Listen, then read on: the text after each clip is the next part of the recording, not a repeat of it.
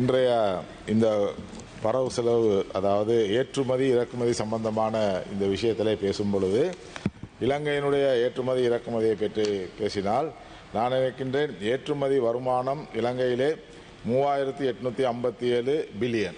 ඔබේ ප්‍රඥාව අවදි කරන්න අම්රිතා. இறக்குமதி 5685 பில்லியன். ஆகவே பற்றாக்குறையாக இருப்பது 1828 பில்லியன்.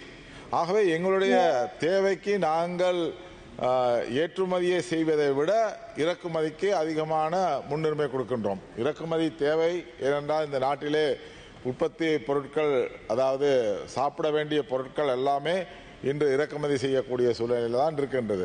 ஆனால் இதை அரசாங்கம் நினைத்தால், இந்த அரசாங்கம் இல்லை, இந்த அரசாங்கம் இருந்தாலும் ஒரு திட்டம் இல்லாத காரணமாகத்தான் இவ்வாறு இறக்குமதி செய்யப்படுகின்றது. இதில் விசேஷமாக எனக்கு முன்பு பேசியவர்கள் போல உப்பு இந்த நாட்டுக்கு தேவை.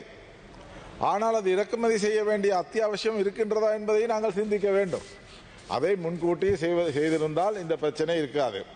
ஆகவே இந்த நாட்டிலே அதாவது ட்வின் டெபாசிட் இருக்குது எக்ஸ்போர்ட்லையும் இம்போர்ட்லையும்.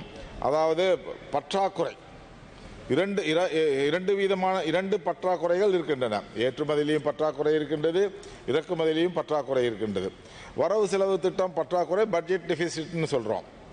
ஆகவே இந்த மாதிரியான நிலுவை செலுத்த வேண்டிய நிலுவையிலிருந்து வர்த்தக ரீதியாக தொடக்கின்ற பற்றாக்குறை ட்ரேட் பேலன்ஸ், ட்ரேட் டிஃபிசிட் என்று சொல்லப்படுகின்றது.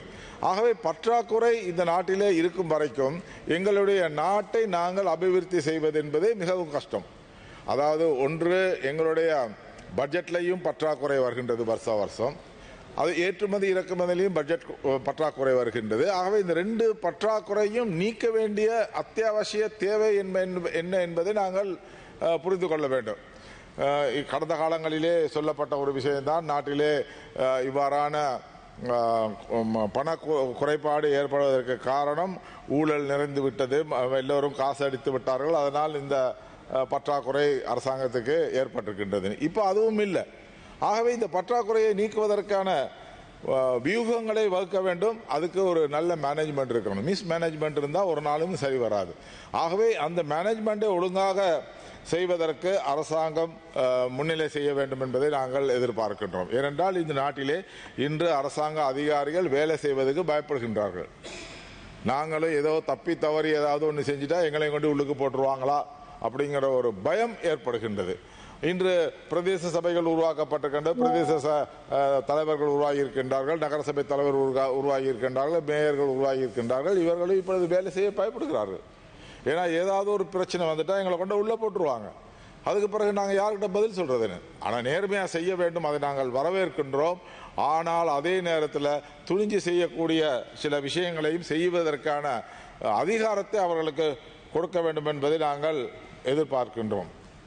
விசேஷமாக இன்று ஏற்றுமதி பொருளிலே இலங்கையிலே ஒரு மிக விசேஷமான அதாவது அத்தியாவசியமானது இன்று தேயிலை ஏற்றுமதி.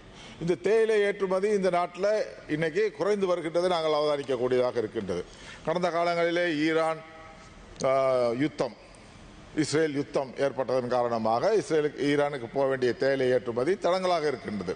அதே போல ஆடை உற்பத்தி, இந்த நாட்டிலே ஆடை உற்பத்தி 2வது இடத்தை வகிக்கின்றது. இந்த ஆடை உற்பத்தி இன்று தடங்களாக இருக்கின்றதுக்கு காரணம் அமெரிக்காவினுடைய வரி விதிப்பு.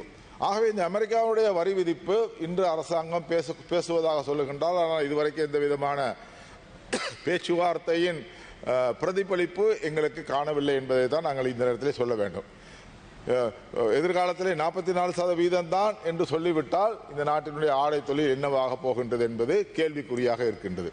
ஆகவே இந்த நாட்டினுடைய பிரச்சனைகளை தீர்ப்பதற்கு ஒரு முழுமையான பொறுப்பு வாய்ந்த அரசாங்கமாக செயல்பட வேண்டும் என்பதை நாங்கள் எதிர்பார்க்கின்றோம்.